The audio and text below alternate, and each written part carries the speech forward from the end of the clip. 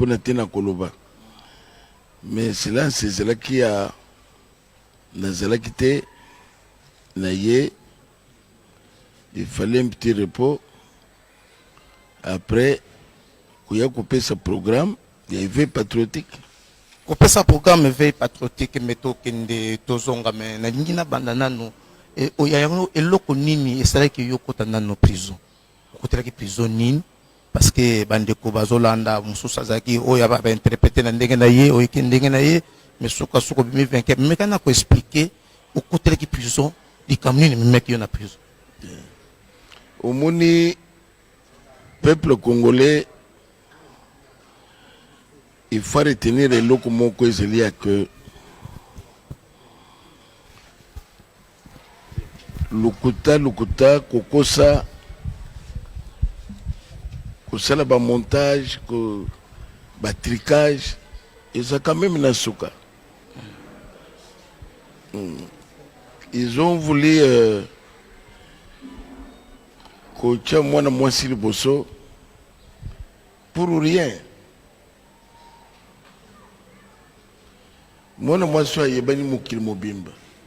Bangunde baselika yebana mukil mobimba. Donc ce qui te comprendre bien avec Pascal Mukuna, c'est-à-dire Mami Chibola, il n'y a rien dans cette histoire. Non. Il y a une main noire où ils en a sima, il y a arrestation là et puis ba incarcéré dans la prison Makala.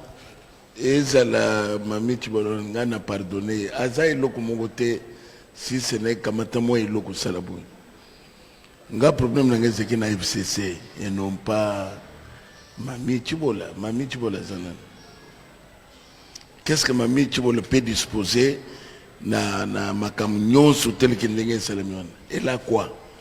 Donc, il faut que le peuple congolais retenir le locomotive que Ngana Zelaki prisonnier politique. Ngana Zelaki prisonnier politique. Mukolo bakainga ye zelaki le 13 nga moko mutu na kendeki mutu aye kozonga te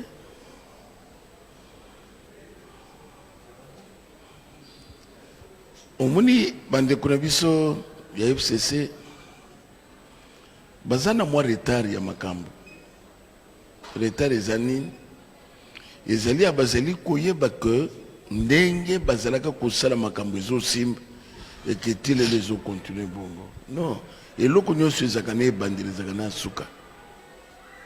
Ce que l'eau comme na Souka et qui nous ont forcé que Souka n'a nous y était là c'est dangereux beaucoup dans Zambie. C'est ce qui s'est passé.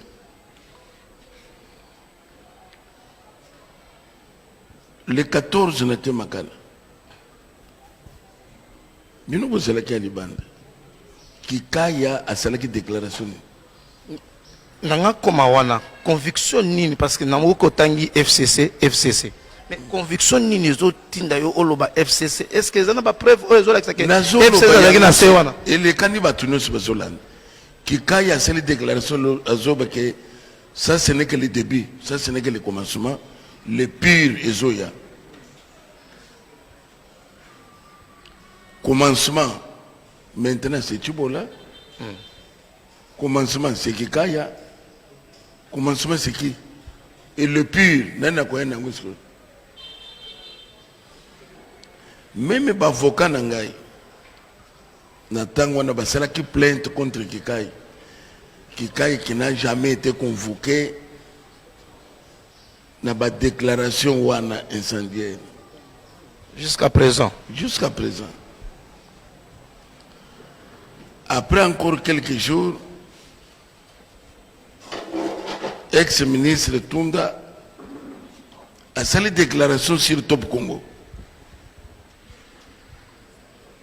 Est-ce que les Rwandais, tu vas me parler de qui? De Chibola. Tout est qu'on distraire le peuple congolais. Ngana Zalaki na prison par la volonté. Il y a bande de il y a FCC. Donc voilà au moins, au Yungana Koyko Ibsabino, il y a que ils allaient montage union soit noté, problème il y a éveil patriotique et ça les sociétés.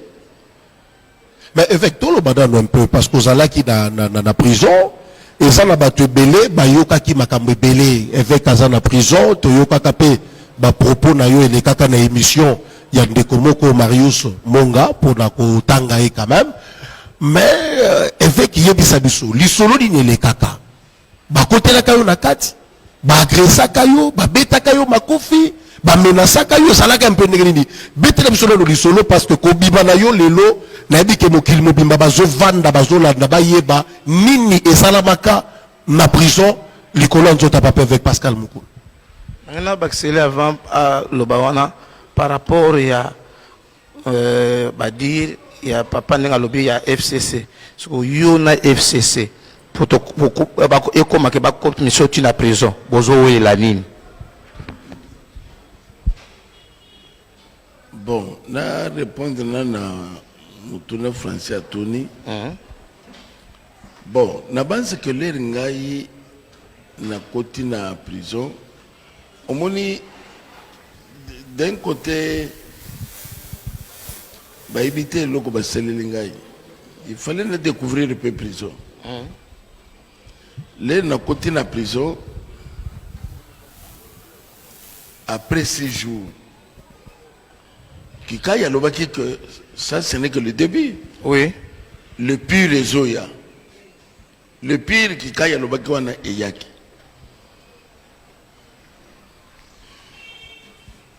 D'abord on a commis la prison, c'était les 14, un certain jeudi, jusqu'à 16 heures. On a commis la prison à 7 heures. Juste de 7h à 16h, tu vas nous gagner 17h, pavillon, il y a Bachanga et Bainante. Nazo tout na kaka. Naza fatigué. Ce qu'on a aucun de côté ni zéla. Jusqu'à ce que, il y a que ozoke na quarantaine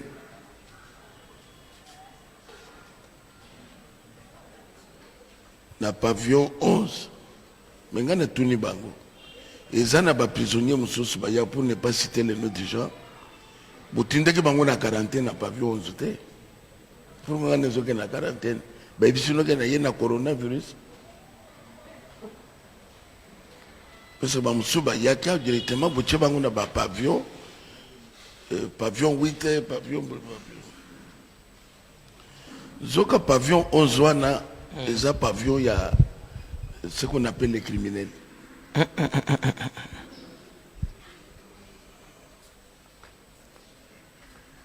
On a continué à pavillon, après 6 jours,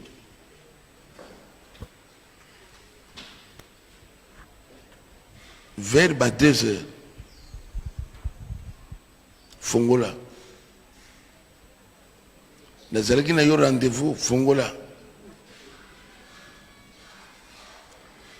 Les nazobo yezela to kusala yo to sala tutino ezalaki muke.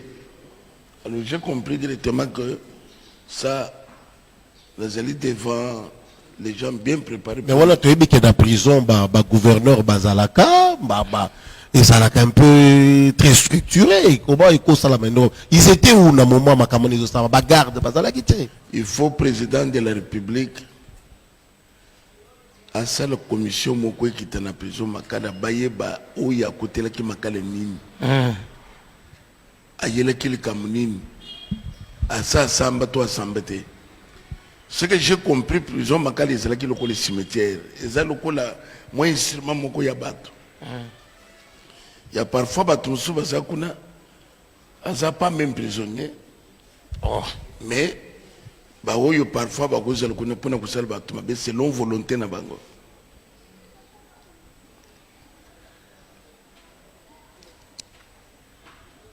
tellement que na boya ko fongola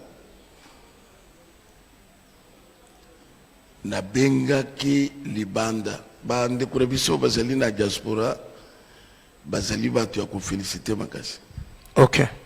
Pour nani puisque bangole rozo bengo zu bango mbala moko mais awa kobenga ba téléphone eza fermé.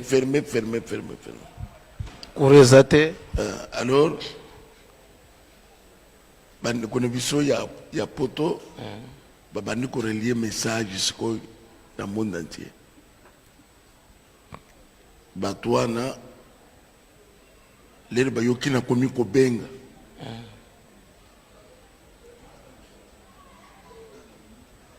mouvement ya porte esili wana na pavillon 11 vers tozokende siko vers ba 2h30 tozokende ba 3h et yeko tomber bien na tomber sur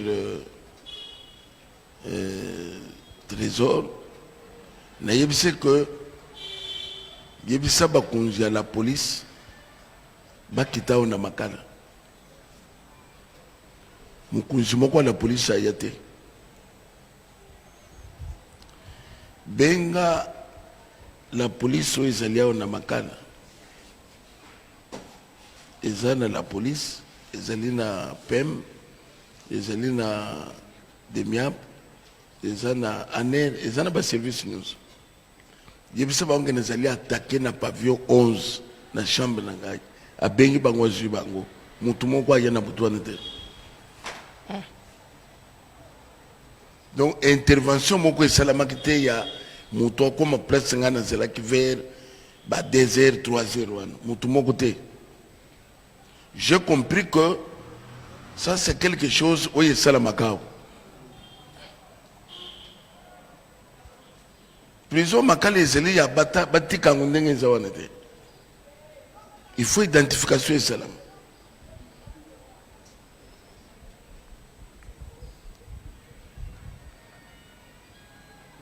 Pongi ezalaki lisusu te na fandi jusqu'à 3h30 bato poto bakomi kobenga nga sikoyo. Eza ndenge nini naza koexplike bango no sikoyo esili na fandi. À un moment donné nazo sentir ndenge bapompakisi ya bangungi mais bazo pompela ngo na se à porte. Alors l'air sikoyo kiso bazo pompe zo kota au monde ndenge gaz lacrymogène voilà. Mais yango ezali un peu bas mais piquant. Et ça c'est l'étouffement. Et ça bimisa mai na miso. Et ça bimisa mai na zolo. Alors moyen mususu ezalaki te même bato oyo bazalaki kobenga na ntango wana bamonaki masolo ekatani. Je n'ai pas compris qui soit né celui que vers 3h30 na kwei. Ah bon? La kwei est venu na zo yebel souste. Que la cellule aux alaki yomoko ou bien la cellule il y avait aussi d'autres personnes? Na chambre na zakinga moko. Mais pavillon ezali munene bo lero wana ngana zako tomba na pavillon te ngana zeli ko na kotika na chambre na ngai na zeli ko fonctionnement ya Pavillon te. Ya pavillon te. Mais pavillon ezali na bato ebele nyonso wana puisque côté ya ba criminel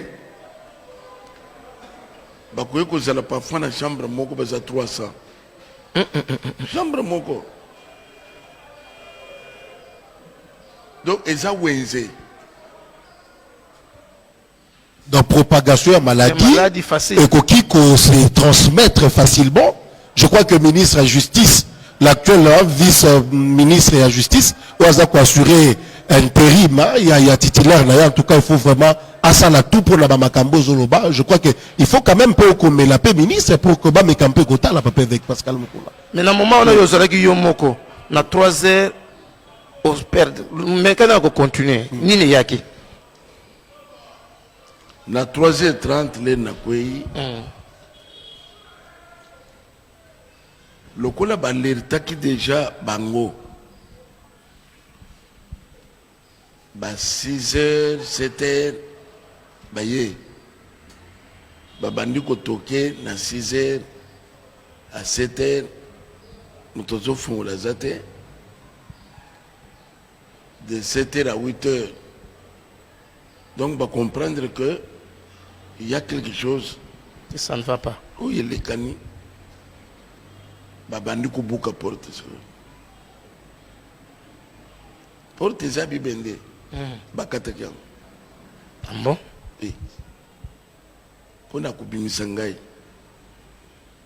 Alors l'air va parvenir ba fongoli porte ba memingai na ibiteke ba memingai ba meminga na dispensaire moko ezako wana kuteza hospitalité hospitalité makala pona ngai oyo na comprendre ezaki place ya soki balingi konyokola moto soki balingi sikoyo bapinir moto basala moto mabe. Donc c'était ça. Toi wana tokolo bango meme ezali hôpital te na makala hôpital eza te tokobenga pas même dispensaire awo nazoloba batinda bato bamata kuna mbetu nini ya malongezo wana toilette nini moto akotya ta lokolo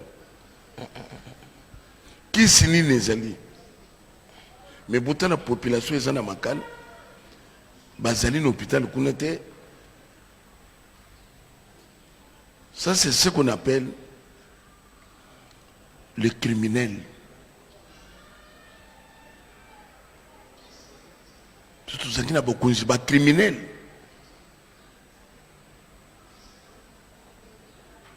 Mouton quand on a makala mona comment les gens souffrent.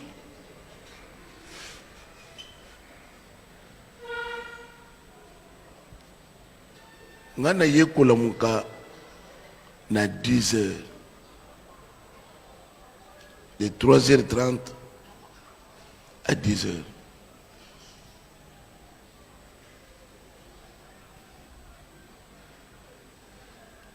À côté ba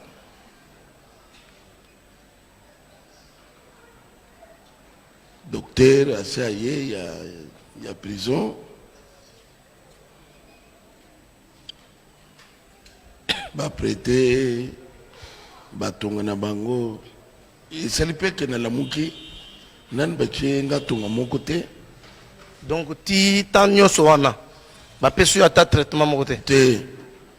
Alors l'air basolo parce que non tout le monde to pesa yo kisi na tout le monde besoin pesa kisi nini nde na bengi babengi Pasteur François attendi ambulance na ba docteur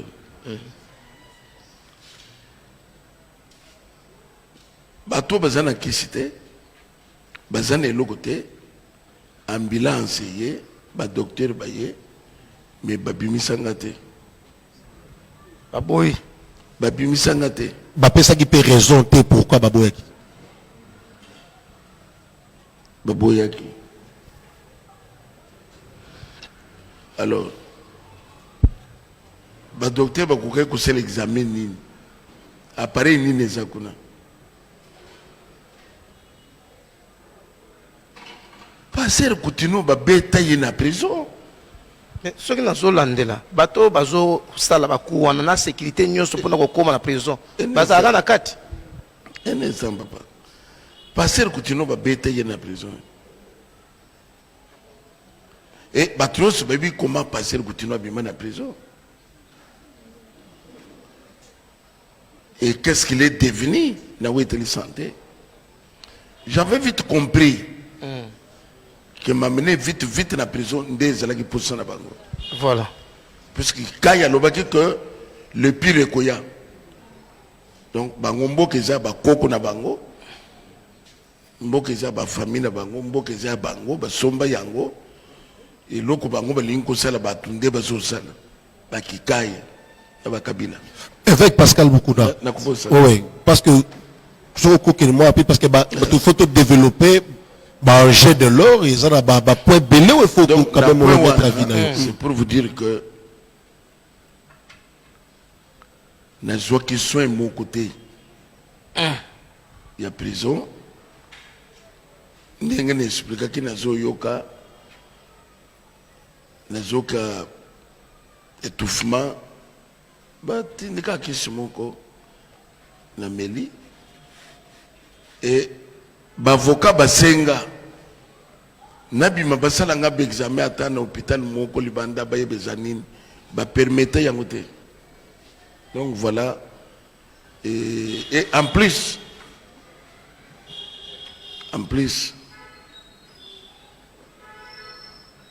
ezane loko na lobatele na zana prison et loko nini lobate te parce que nangala tout nos questions moko ti na makam par rapport na temps au sein de la prison moi ku ya makasi okutana nango eza yango kaka yango wana mususu teti au bien prison comment à l'aise ngana zwa ki visite ya bato ambo basali singa vidéo pardon singa kabila pardon singa mama Olive pardon au salaki yango to salaki te na salaki yango pour prévenir au sali yango na sali yango est-ce que na lere wana tokolo bekeza chibola donc ba yebisio fukama senga bolimbisi te na fandaki na bilamba nga ba prisonnier les rois même directeur ya prison je vais qu'est-ce qui se passe dans la prison. C'est pour cela que dans la prison il faut battre la prison. Oh oui nga ba sali singa vidéo ya senga autorité morale pardon. Ce que les rois ne te me dit quoi oko yebisanga nini ça c'est quel pays parce qu'il y a ces réseaux salaman bato ba yebite ke loko moko réseau salaman quelque bon sa sécurité dans la prison papa veut qu'il faut expliquer parce que il y a une certaine langue au bazolo ba lelo que l'évêque Mukuna aurait reçu 5 millions de dollars il y a en même temps obima qui otikali kolobati. Est-ce vrai aux gens qui mbongwa ce qu'on a prison 5 millions de dollars aux autres même ils en a babilo comme ça même les bateaux zolo bango il ne faut pas même que chamato ce que 5 millions na etikali na prison. Donc ce qui fait hier mon dieu qui fait hier ils ont un montage où il y a un symbole susté mais seulement nazali quoi l'alerter na batunos que na prison il faut battre la prison surtout quand on solo que basali singa y vidéo bateau bazeli devant moi avec les gens bien armés ba côté na la prison mais bateau na basali singa na prison ceux qui bazana courage bala kisango. Bon, avec Pascal Mukuna, ce que loba, au Vandekuna, ba pompa kindengo lobi, est-ce que tango obimi, est-ce que yo petam sous libota, bazwa qui soin, besoin soin quand même, ya kosala examen, basalo checking, pour la koye, est-ce qu'effectivement, obimi mubimba, to, il y a des petits pépins, peut-être là, le sucre découvrir à côté. Nako bakseloko. Somoni que baselinga biloko wana simananga kusala 6 jours. Mais avant ministre yo a démissionné à la justice. La justice. Là-bas c'est 5 jours avant de démissionner. Atindiringa ba médecin na moni ba médecin ba na prison bazolo ba tindi bango na ministre de la justice. Oh. Na tuni pona nini? Po ba ya kolongolo ba gaz oyo bachaki yo maleleki. Il y a comme ministre de la santé. Batindi ba docteur. Ah. Alors, ngana tuni bango boy. Aza nin camarade na ngai ni ndeko. Na moto ya seliki ngana yao. Yazana kati. Na landeke bien sûr top Congo. Ma wayo kelinga ya après 2 mois. Ça fait c'est ngana senga na bima batala ngai. Ba pesanzela te. Mais ce qu'on m'a dit à Yokelinga il y a après 2 mois. Atindela nga ba minga nga. Parfois monique o wani simba ki bien te. Ce que mino ba minga bokende bo bakisa. Beaucoup vérifier na prison. To bengana ki ba médecin. Na moyi ba yaki bien na butu. Na moyi comment boso ya ngai ngana éviter. Ngai s'il faut me faire soigner. Nga moko na ko se faire soigner. Donc yo senga ki munga ngate par exemple par hasard. Non. Ah. Donc les Japonais ont écouté que il y a eu des choses. Même mes enfants, na Libanda, ni les Salamité. Les journalistes, beaucoup qui n'étaient pas trésor. À côté de ça, ils ont tourné, ils ont un message. Il y a un là. C'est toujours. Tout le monde message soit ce qui est qui. Mais ça, on appelle Mami Chibol. C'est ça. Donc, les Japonais ont dit que bato batika likambo ya mwana mwasi wana babeta ngwata lisolo te batika ngo.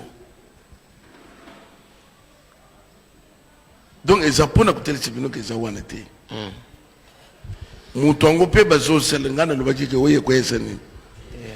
Mais évêque au répondre de kakate natuni est-ce que basali yo checking ou pas? Non, pas encore.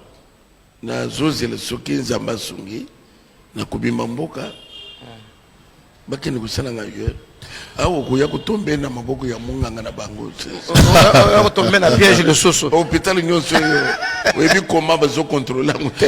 Mais ko etana yo ndenge banda obimi na prison et ba faculté na ndongo zalelaka tozomo zote ya très bien na moni solo na bato bien tozomo na même perte moko te ya mémoire donc oza bonne santé na nzambe no salelaka yo moko zondima ke oza bien quand même. Bon, jusque là na ndenge ne biso bomutu. Je me porte bien.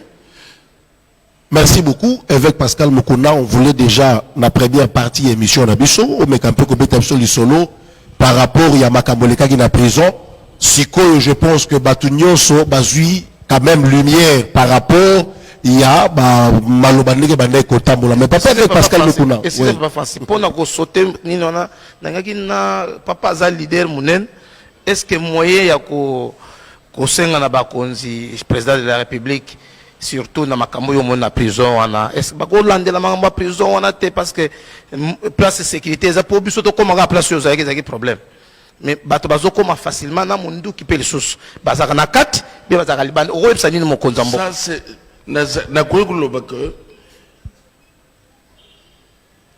mais eye banike izala kabongo nous avons tout serga kinga penalika na mona kanisa que babeleli na butu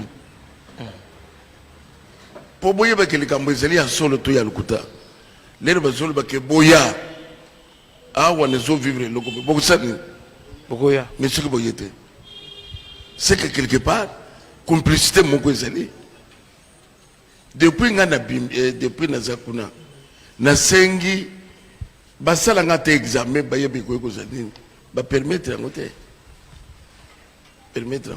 Mais je crois bien que il faut quand même oublier parce que vous avez peur. Il y a peut-être que entre les mauvaises mains, peut-être. Mais avec Pascal Mukuna, je crois que Bandeko Bayo qui quand même basé lumière par rapport à ces jours dans la prison. Avec il faut que vous alliez leader d'opinion.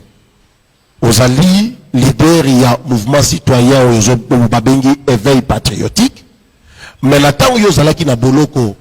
Et ça peut dans ma camusu les cas qui le colobimi, il faut quand même te poser pour ma question, ou émettre avis na yo quant à ce, notamment désignation, il y a Ronsard Malonga, le président, il y a Sendi.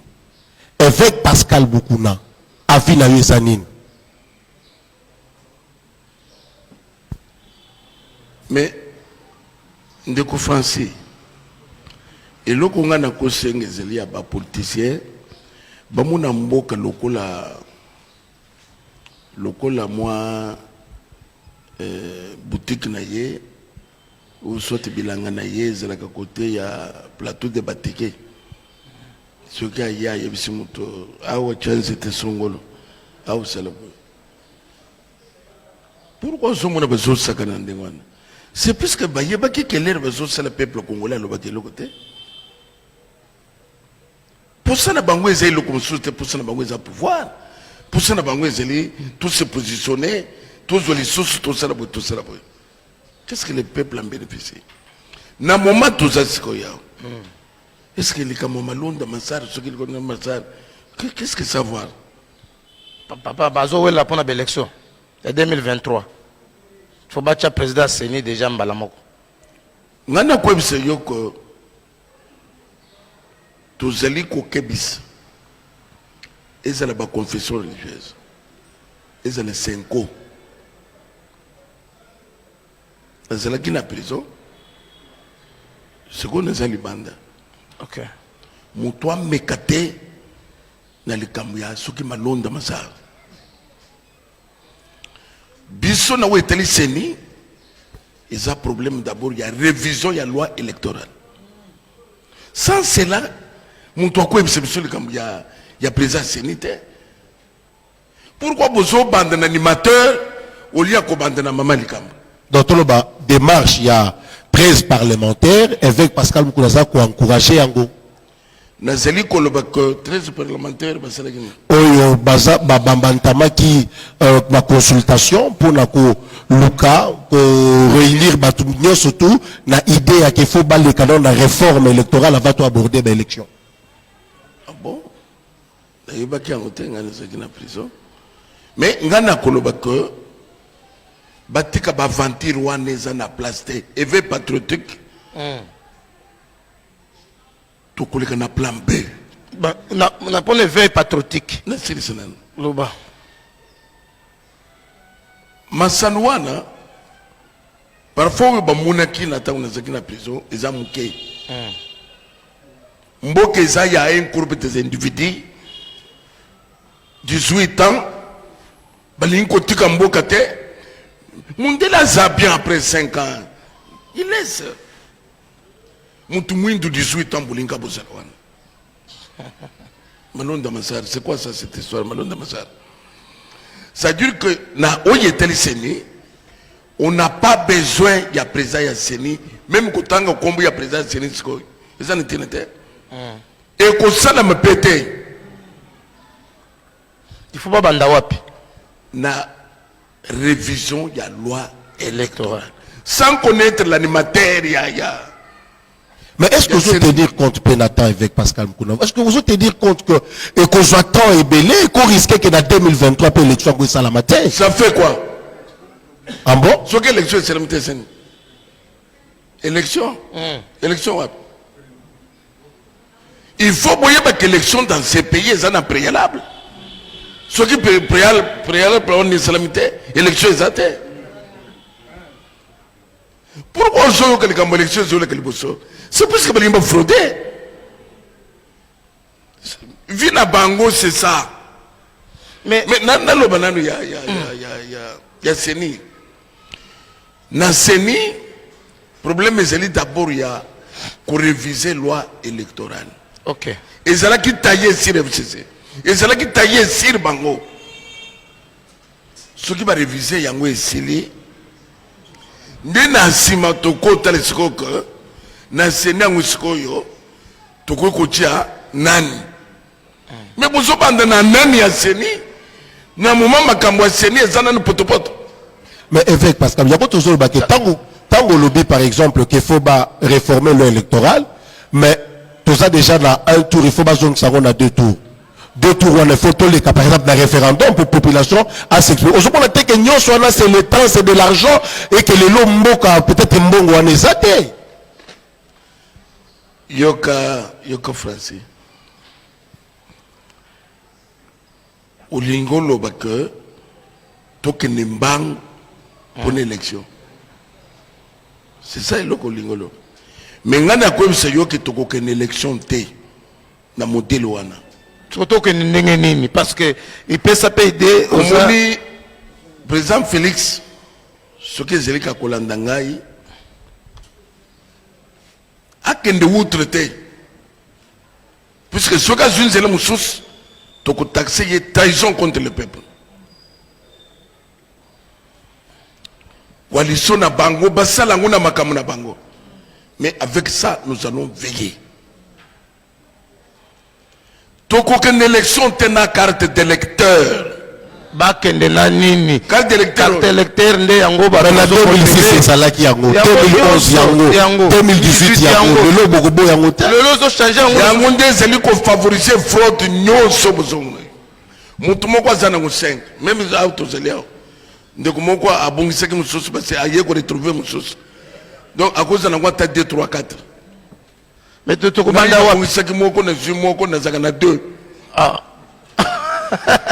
Nous avons 2. 2 ou une personne qui au l'amour qui bien, aux yeux moussous et qui te ok au salut dans l'opération, ce qui a banque, ce qui a nini. Mon comme sous ce qu'on l'amour qui aux yeux au possède aux yeux moussous. Donc tout est zoleka. Et ça n'a pas nini. Mboka nini ekozala na motelo ezaka mboka nini eza biloko bien oyo eza ya mutu moko me eza de boye ah voilà ozolo ko ya pona bongo bref yango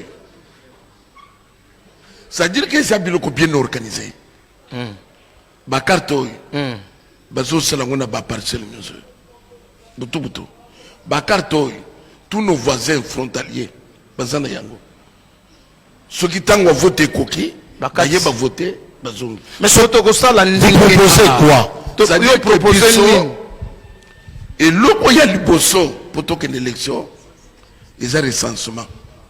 Recensement. Sans recensement, voter athées. Mais avec communauté que vous considérez comme étant manœuvre dilatoire pour président Félix à outrepasser délai à bandana, il y a 5 ans renouvelables. Francis Boutika Babilokwana.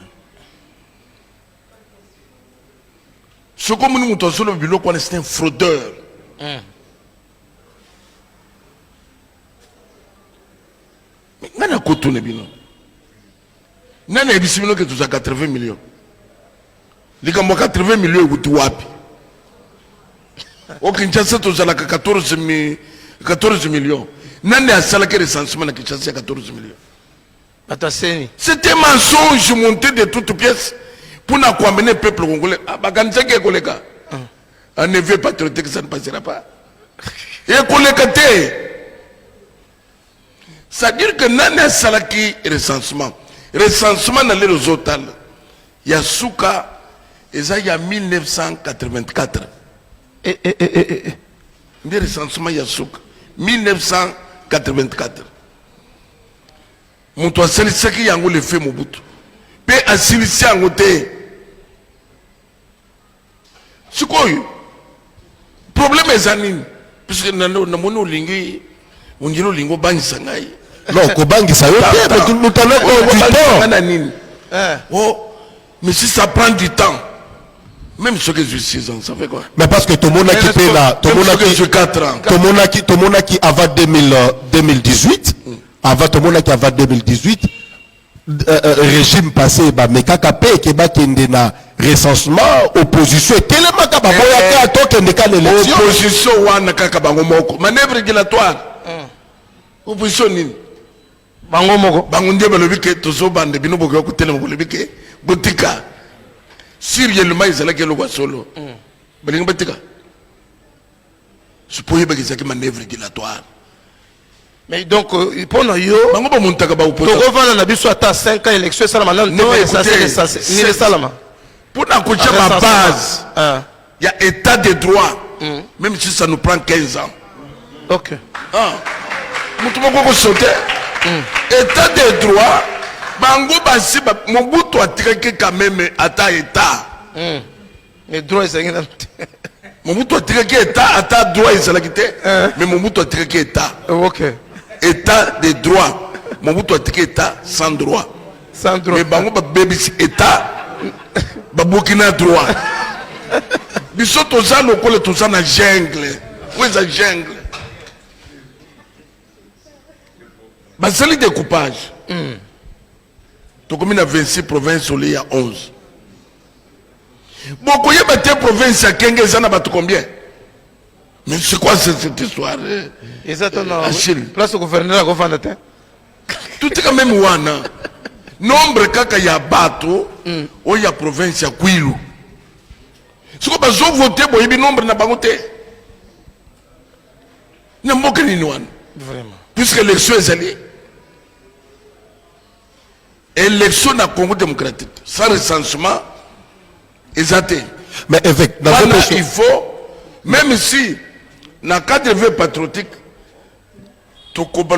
ma province nyos, pour nous connaître ce message. Papa avec Toko Mawana, puisque na dernier point na bise kozala pour opé sabatou lumière sur éveil patriotique ce qui est alinini, mais tant que ba que élection kozala te ce qui recensement salamité. Je crois que bise de ce tozolanda même ba réseaux sociaux, tozolanda ba etandeke.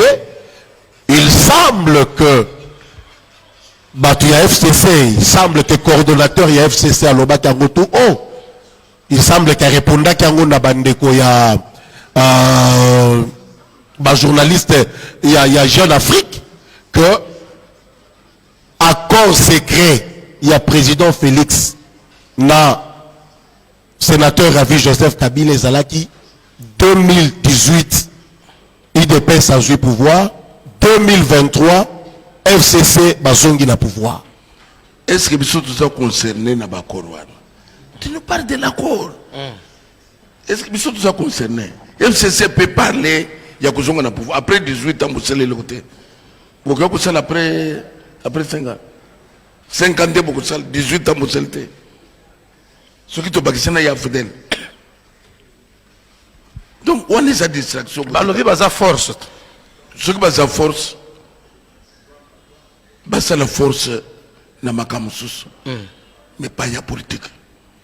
Ce qui est qui battu à solo, il fallait démissionner, on a makamu politique. Donc, on a zéro comme c'est bien que il faut tuer le Congo central, battre combien? Kisangani battre combien? Ok. Bandundu battre combien? Au moins, quand le coup de la commission, et Congo central a voté pour les provinces. Vous avez vu nombre de batouanes, vous avez vu. Donc, ils ont le kuta monter de toutes pièces. Il faut payer ces carte d'identité. Très bien. Le coup de bamboka nyos, il y a mon créassé. Carte d'identité, besoin n'a n'importe qui t'es. Où ils ont empreinte, ceux qui ont une machine, identité à mon tessénine. Et puis, mais mboka nini vraiment, vous avez une carte, mais vous payez nyon soko, il y a les lois dans le maboko. Ceux qui ont une carte, tous en ont des lecteurs. Et Zalina Moutounion, vous allez Sénégalais, vous allez ceux qui Maliens, vous allez Chinois, même les Chinois, ceux qui vont fouiller les Chinois, beaucoup de gens ont une carte d'électeur. Donc, ils ont pour nous ceux qui faut tous une carte d'identité. Tous les gens qui ont ce soir, ou double nationalité? Non. 85, 86, 87, bana 87 bazalia. Na bana 89, Batimi Boembe, Batunyo Sotuana. Vraiment. Baby, il y a une carte d'identité. Baby, il y a une carte d'identité. Mais du moins, mon bout, tu as pensé qu'il y a une carte d'identité. Mais pendant 24 ans, je ne sais pas, avec la fidélité et tout ça, tu as pensé qu'il y a une carte d'identité. Évêque, mais ceux qui te sont là, Félix, évêque, il faut penser qu'il y a une carte d'identité. évêque, ceux qui te l'ont dit bien, apparemment, c'est comme si éveil patriotique joue le jeu, il y a quoi soir, le plus longtemps possible, le pouvoir, il y a Félix Tshisekedi. L'éveil patriotique a ça joue un rôle, il y a état de droit, justice, makambuya solo. Ce qui est zeli yango, le président Félix Azana Ngopena Moutou, c'est Marie. Ok. L'obéissance c'est le contraire. Puisque nous avons que tout le monde a une élection sans recensement. C'est que vous avez mouillé. Et là, il y a pouvoir les sauter. Maintenant, carte d'identité, et qu'on permettre, la carte d'électeur pour nous voter, ou bien la carte d'identité, ça c'est sous carte d'électeur. Au moins une carte d'électeur, et c'est là que l'on pour l'élection. Ce que l'élection est s'il est en côté. Mais carte d'identité, c'est l'identité, il y a monde. N'a pas beaucoup de carte d'électeur, c'est la carte. Non, il y a commission d'identité. Évêque Pascal Moukouna, en tout cas, comment depuis 18 ans, les éminents professeurs, ceux qui m'ont dit, attendez, mais ils n'ont pas tout le temps. Ma cambo est simple. Au moins, là, il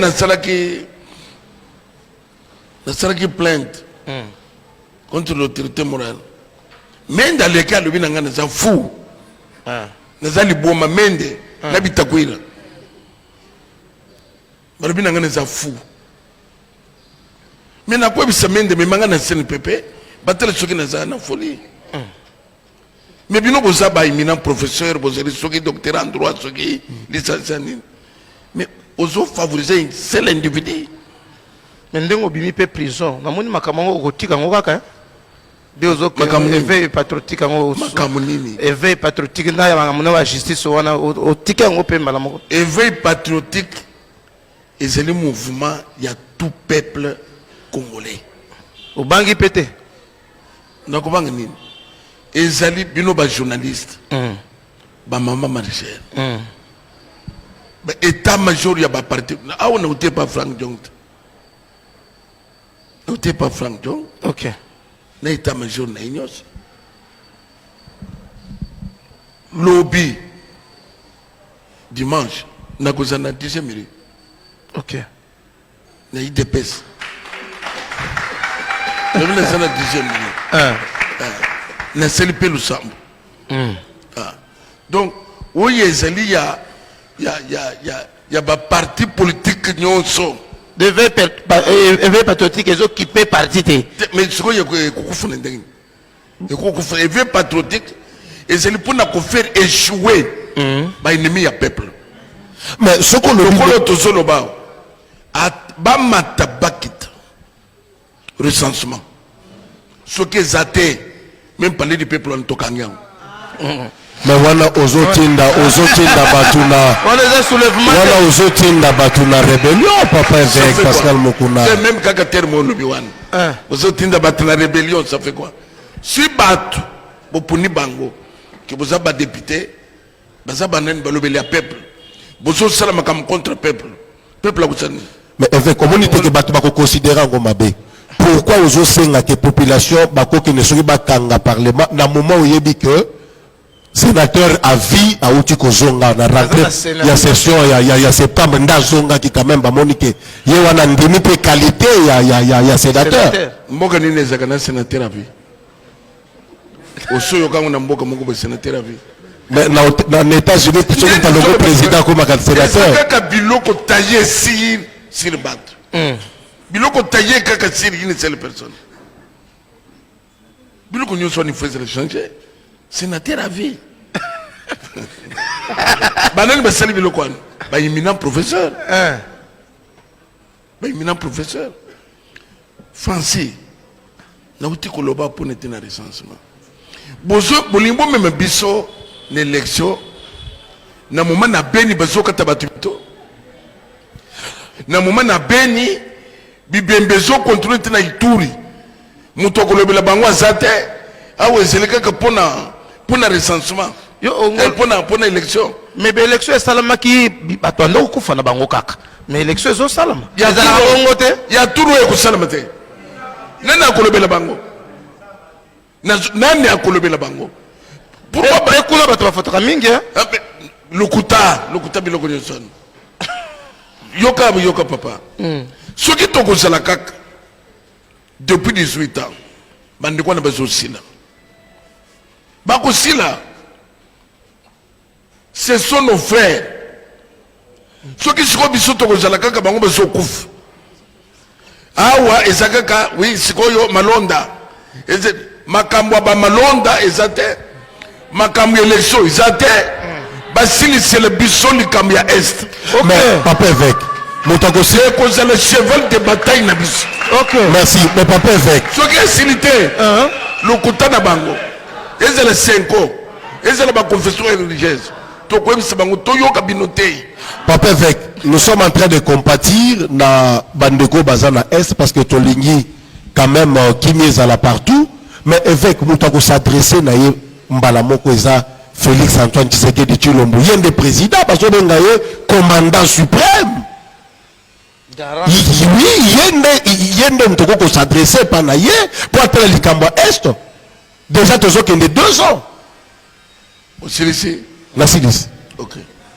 Je vais répondre facilement. Français, Achille, toi prendre côté les sabatou sembo sans crainte.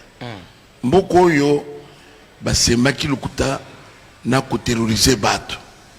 Soko lo bito ko beta yo. Au moins ndenge na uta soko lo bito ko bato na bango mususu bakoza la pendenge ba fandia ba lo bibo kende boyo ka zolo banini yo ka kende ko bisa bango. Ça veut dire que au lobby il faut qu'on s'adresse na président Félix. Beaucoup d'autres en yango sur 100%, président Félix a 30%. Et c'est ça, ça a 70%. Qui dirige? Mais auto sala ba domination. L'armée. S'il vous plaît, papa. Banan basa majoritaire. FCC. Ok. Les Cambouis c'est bandit les lotés. Tout ça, la makambo, batozolo banase, nzamba le baike bomba telekolo ya ndako bonganga. Bitumba ya est, ils étaient provoqués par l'ancien président. Vous pouvez se remettre. Bande comme sous basala ba déclaration ba président, tous ali nango. Il y a quand même 23, ils abango moko. Tout ça n'est pas de sur le Landakang.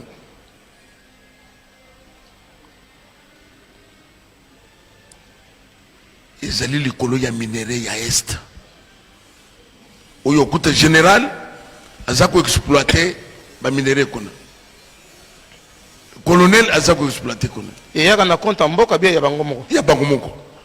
C'est-à-dire que ils ont créé Yango pour nous se mettre tu vas le contrôle ya minéralité.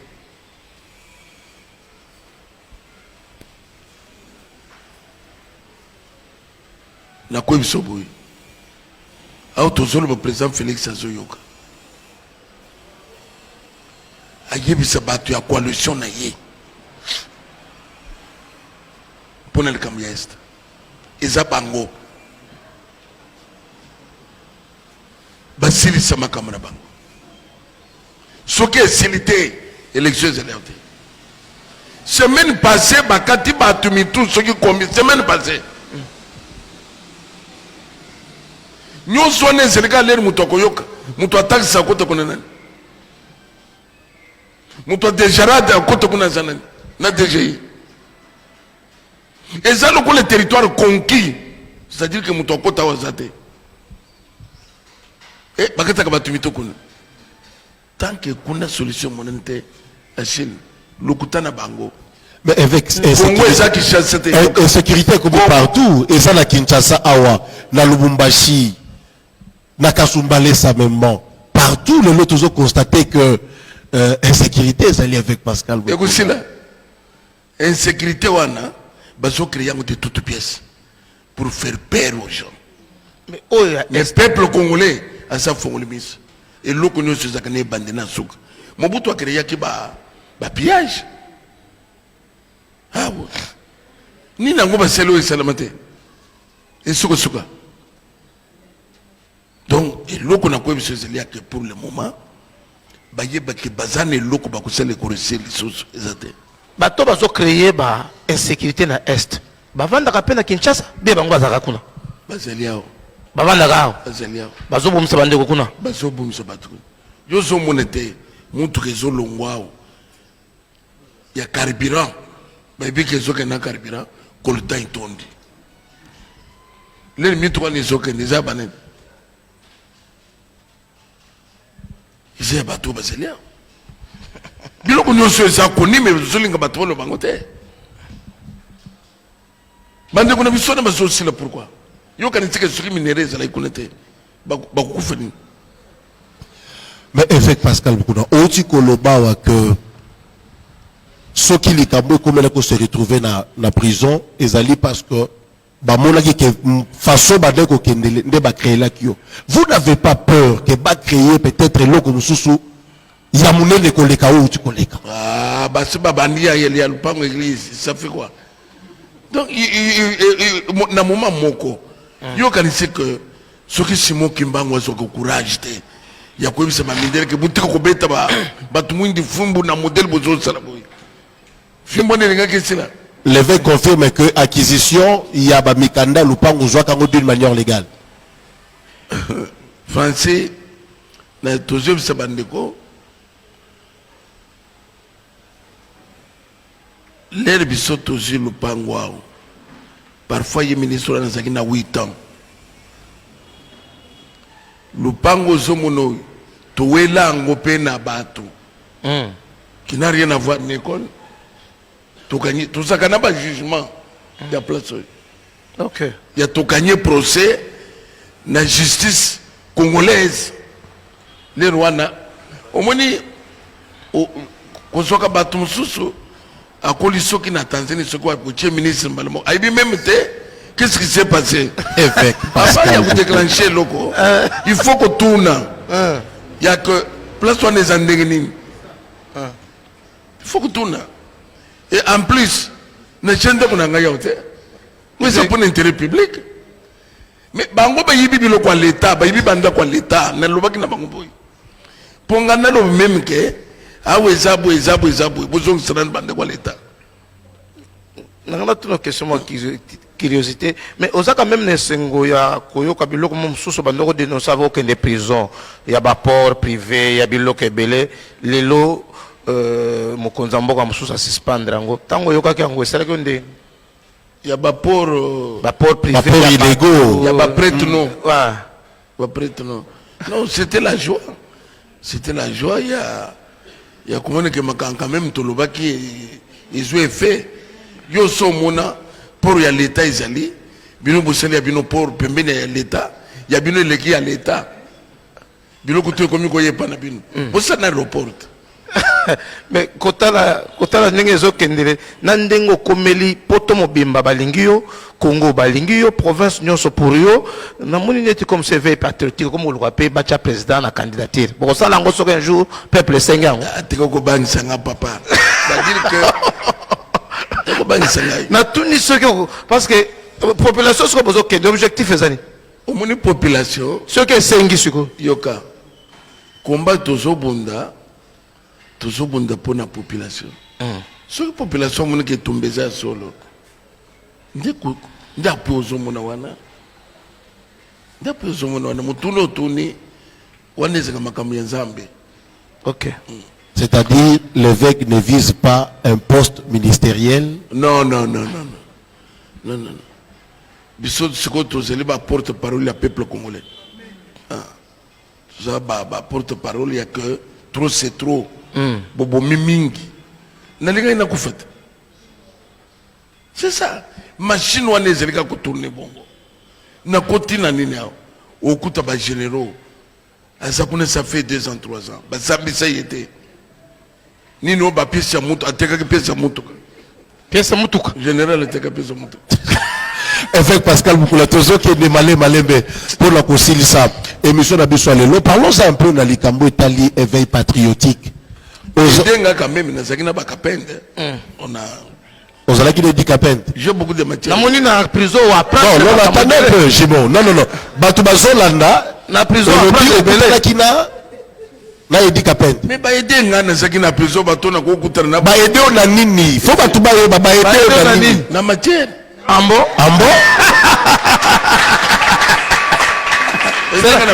cela veut dire les makambo mosusu olingo oyeba libanda oyebaki libanda te oyeba yango kuna évêque soit sa bibliothèque Avec Pascal Mukuna, mais Tolanda qui moko basel dans Zambé, na Kinshasa awa, azoloba que pourquoi l'évêque s'acharne na la personne du sénateur à vie, avec ce qu'il faut alobela pour na makamamboka, il faut bandakolobela partir qu'il y a Kassavo Boutilelo. Pourquoi évêque Pascal Mukuna azotanga kaka Joseph Kabila FCC, mais pourquoi azotanga te Mobutu et Pasala qui ainsi de suite.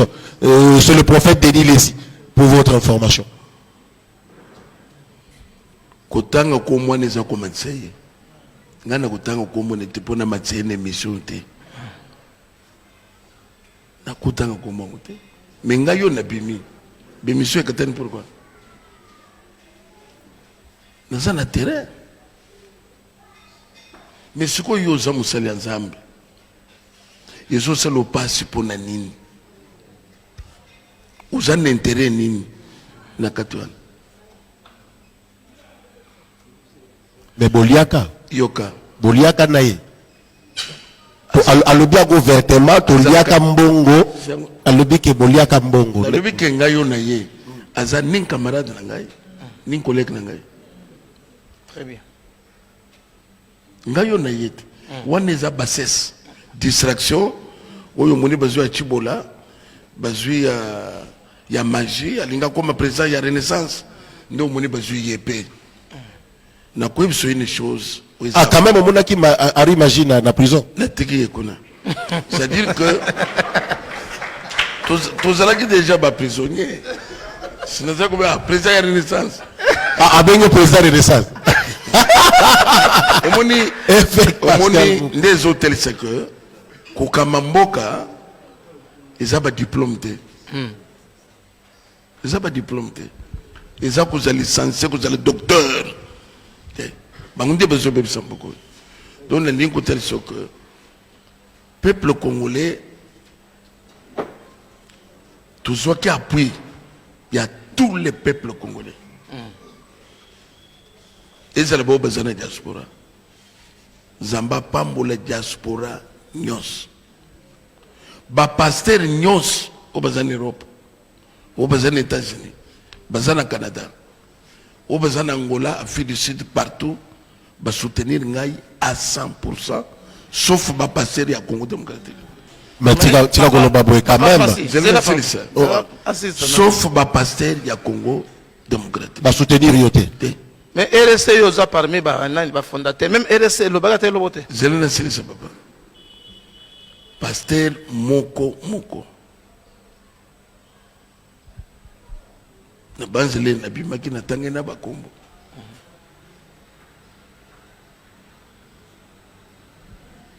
Pasteur Respect Mangemu Mbakadi, Pasteur Moïse Mbi,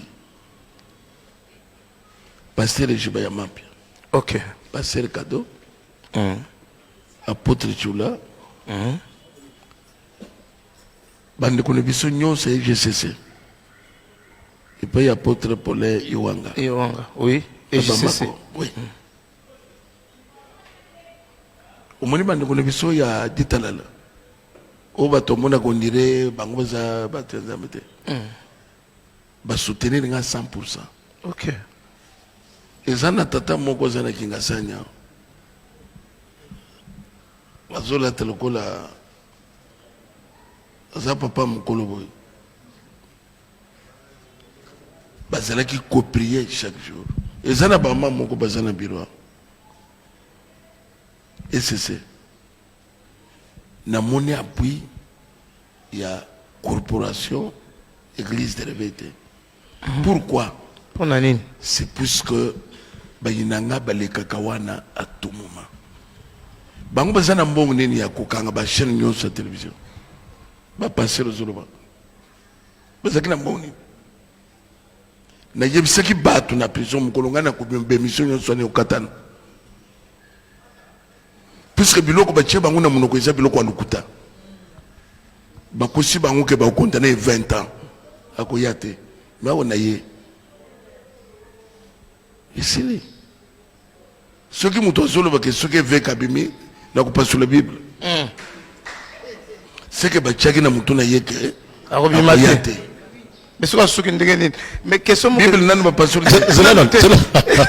mais papa avec Pascal Mukuna eza mpona kotelisa yo que je n'ai pas eu le soutien ya église ya awa mais aujourd'hui soutien na bango te mais pour la nini okendaki quand même na investiture ya bauti kocha nouveau président il y a église de réveil tout le monde bato ba soutenaki te mais quand même tout le monde qu'est-ce qu'on assister bango na lobi en tant qu'individu omoni mono bache wana Dodo Kamba a gêné à prier pour nangai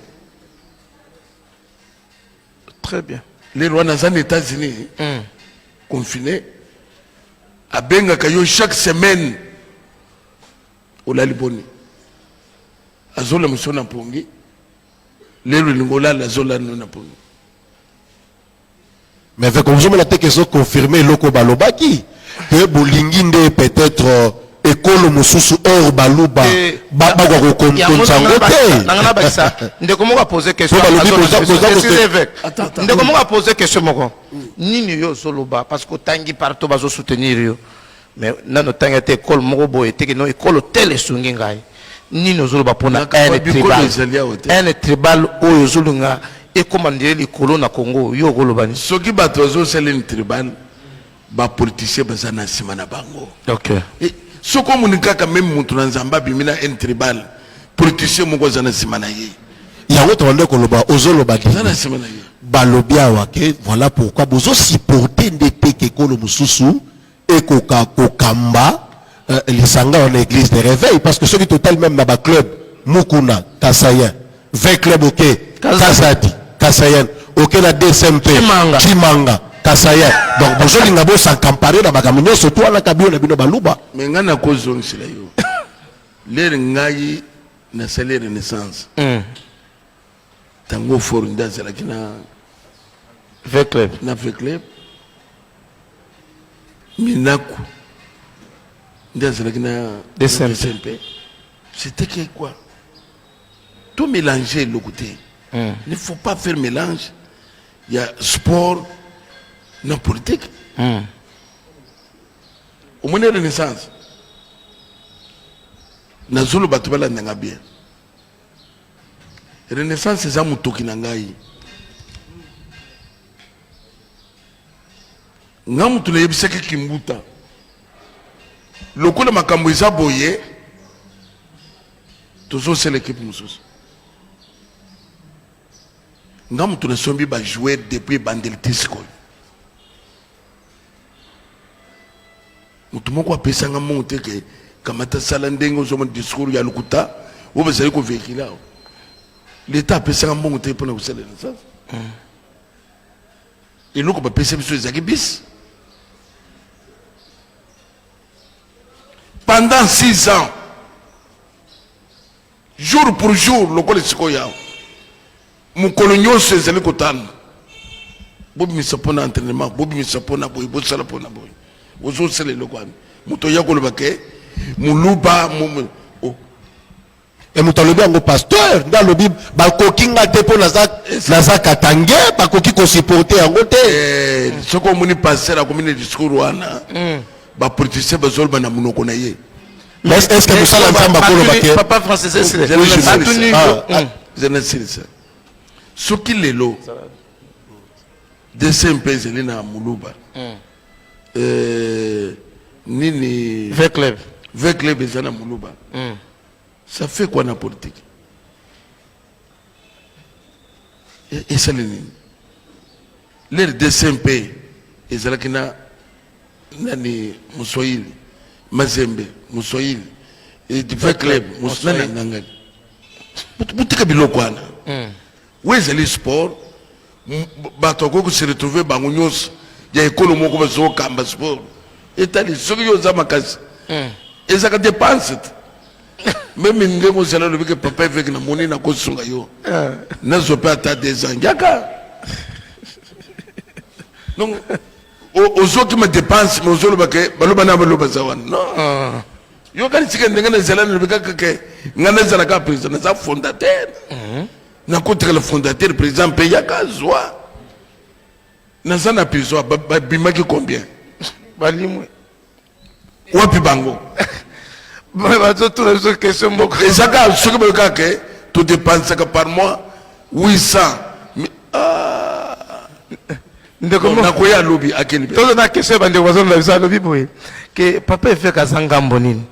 Azangambo ya cash FCC Lamuka. Oza côté nini? Situé Batu. Nazana ngambo peuple congolais. Nazana ngambo peuple.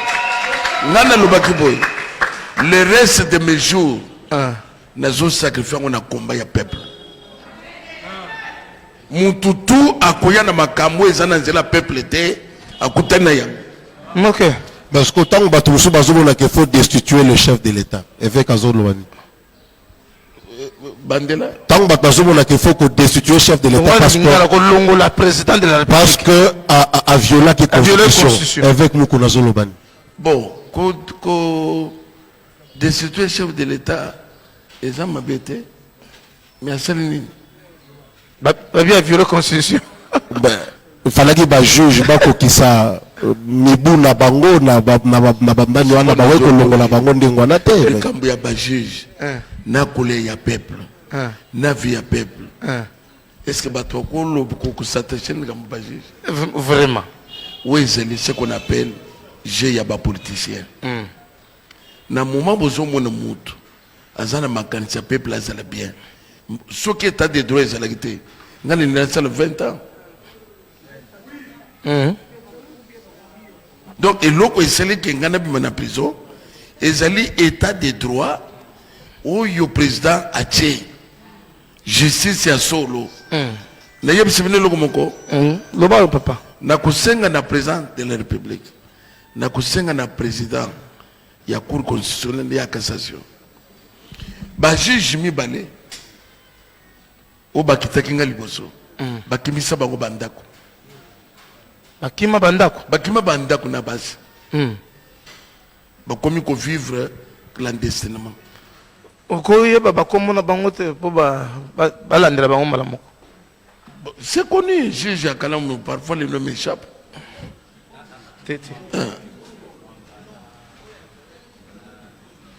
Ba juge mi balewana.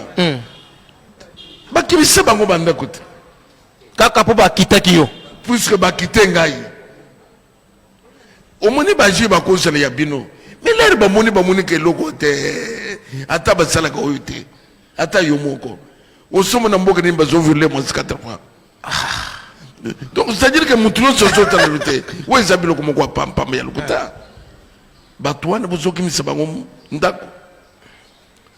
Alors, l'air bozo mo siko muto zo en état de droit. Siko yo bozo longola ye. Pona le kamni. Wana tele ko salam mikolo yo. Len na zana prison. MCC. Évêque Pascal Moukouna. Anamba limba longola. Aidez-moi. Ezali nani Information connaît là qui moi. Avocat wana difficile.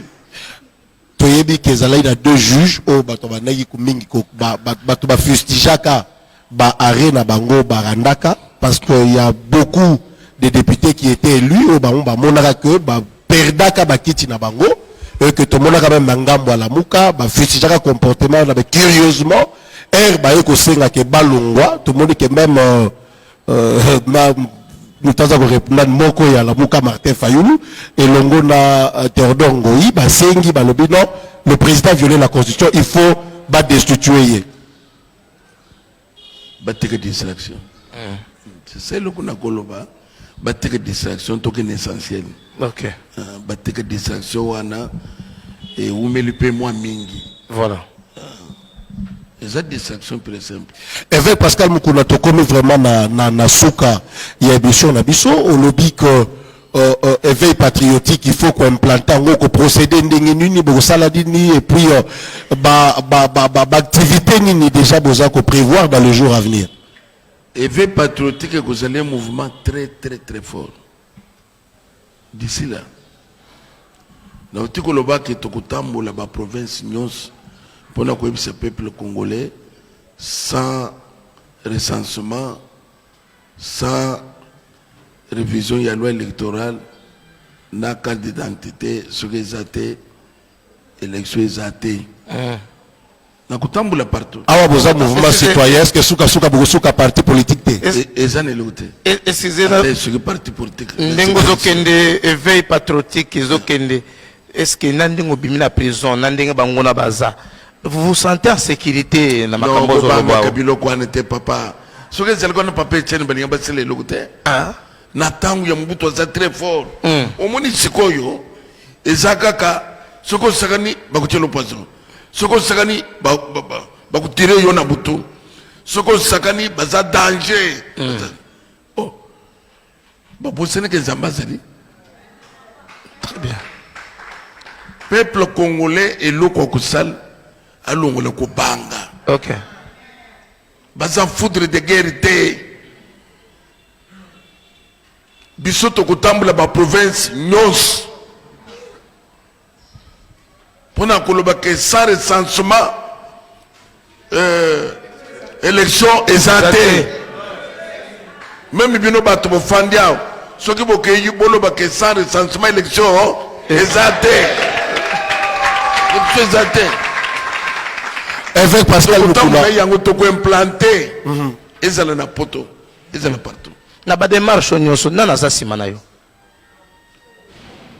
c'est une bonne question mobimba Congo mobimba na bato apoto to bakomi nsima na yo nana baza nsima nana azotindika tindika yo kende nzambe aza nsima na ngai peuple congolais aza na nsima cela suffit 10e rue eza nsima na yo te 10e rue eza nsima na yo te mais 10e rue eza na kati ya peuple congolais 10e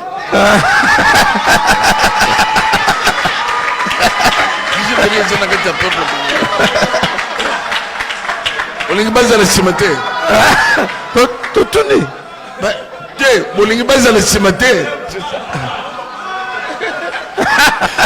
Évêque Mukuna, vous comprenez que c'est l'ambiance qui règne. Bandeko ko assister na émission. Évêque Tokomoke Nasuka Okuti en dehors il y a mouvement citoyen na yo éveil patriotique. En dehors il y a la président il y a FC Renaissance du Congo. Aux alipé leader il y a communauté munene ACK. Au bébé de la prison Okuti santé il y a communauté ningeni. Très bien. Pour ça na bango ezalaki ko panzeta. Ba penser communauté. Mais le côté communauté c'est très bien. Parfois qu'on les quand même ndégal bosso. Bana nyonso soudé. Non, engouement d'abord ya bato. Bato tout soudé autour ya leader. Et puis le quoi na to ngato dans la bossa avec exception le secret il y avait Pascal Mukuna na sorti il y a prison on a vu une foule immense. Au côté d'une église dans retard, il y a Rosaraté, je crois que Kouvanto pourra nous permettre, il y a maintenant quand même illustration, comment marée humaine est là, mais là on a quand même la monina battu, il y a 20 clubs, il y a DSMP, il y a drapeau, bazo pepe avec Pascal Mukuna. Le secret c'est quoi? Qu'est-ce qui justifie la présence de Batouana dans Batouana? Combat noble, combat y a peuple. Donc tout va comprendre que Mouto a zoku faut pour naïté. Azobunda pona ita azobunda pona biso. C'est ça le problème. C'est-à-dire que bandeko bakangi mboka notage pendant 18 ans. Les bazo mona bato bazo seleke donc bolaché botika bato quand même bazala bien. Franci na ko biso que kamate bidé ya Congo. Kamate bidé ya Angola. Kamate bidé ya Botswana. Tout ça est le côté. 4 milliards, 7 milliards les années. Mais dans le moment Angola, on a 125 milliards. Mais, bateau, c'est ce qu'on a vu. Bateau, c'est ce monde. Ils payeront, même pas ça. Niveau de commission, bateau, c'est monde fandi, bateau pamba, ce qui est zambé. A fondé le monde. Au moni, n'a quand même temps il y a communauté internationale et tali singai Bulumbu ya Congo tala et révolté. Au cause les révoltés. Ndo komona ba musicien ba nzembo na bango nyonso ba orienté yango côté bato côté ya mak yozo mona ba nzembo. Omoni na tango apartheid ba Miriam Makeba azalaki soki azoyemba South Africa bato bazolela mpona koalerte monde ke tozosila tala na beni c'est chaque jour mais ici il y a la vie mais soki bato wana bamoni biso awa tolobi jamais tant que bandeko kuna babongi te biso awa makambo ozoloba ekosalama te kuna ekobonga. C'est pour ça que tu joues dans le cœur. Tant que besoin que tu as battu tout élection est allée à côté. Total secret na yo za la gagner. Sélection. Avant aussi ça. C'est Dieu. Secret de permettre que makamunyo sozo sala za na succès. O samba sport. O ya makambo yo zo bangisa na tulanda ki 8 mulonga so babi non. Le pasteur Mukuna voit façon à tomboli tout le monde avait peur. Mais yo OK batebele baba ke okobima yo moko lobiang bien té mais obimi ozoloba obimi normal triomphe tout le monde tout Congo balobeli secret no ezanini tout le monde ko banga bisono tout le monde ko banga ce que tout le monde ko banga naza comme c'est que dans quelques jours toko kimisa bango. Je crois que c'est le dernier mot, je pense. Il y a pas jusqu'à présent je n'ai pas dévoilé plan B. Je crois dans la prochaine émission, l'évêque nous livrera le plan B. Oyo batebele bazako zela, na moni batu bazela ki peut-être que Mbalasima Tokoye ba plan B, le bado asuka papa avec Pascal Mouna pour tout cela. En tout cas, merci na peuple congolais nyos. Merci na bassin na Nzambe oyo bazali ko gêner ko prier pour nanga partout même pasteur Coutinho Fernando talaki na état zawana mais abundi donc à comprendre que musalo Nzamba bandaki na ye Nzamba linga e cheveux ngona évêque ko déclencher bitumba na kati eleki ko déclencher ngo libanda. Oui. Donc merci na batu nyonso ba soutenir biso de loin ou de près. OK. Parce que ce qui na bandi ko tanga ba kombo eza ibele poto nyonso awa et nazo ce qui se passe na bana na ngai. Vraiment communauté seka ba soutenir nga 100%. Merci.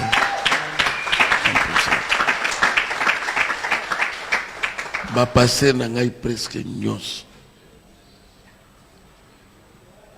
ezana ba mamo ngana c'est les 3 mois ba on peut passer les 3 mois à genoux la prière. Donc vraiment Zambé a pamble tout le monde au ba soutenir qui évêque Pascal.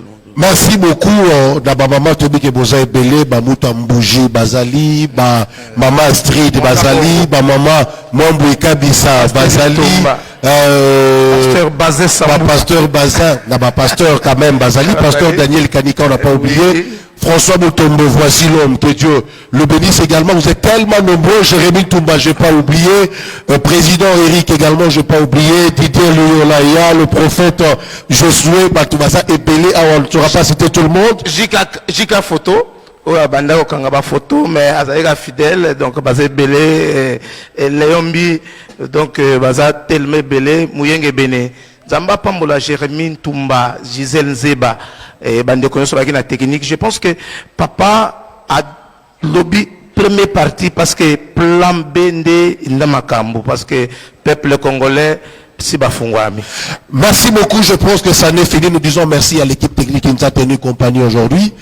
José Mutombo à la prise de vue, Saye Mangasa, prise de son, nous avions David Okancha, Josué Chimpa qu'on n'a pas oublié, Pinocé Bidemba de tout le temps, le petit Kwaku Vantoto, ainsi que le DG Kwaku Vantoto, Schubert, je n'ai pas oublié, commandant Chins, je n'ai pas oublié, sécurité de sa renaissance du Congo, vous êtes tellement nombreux.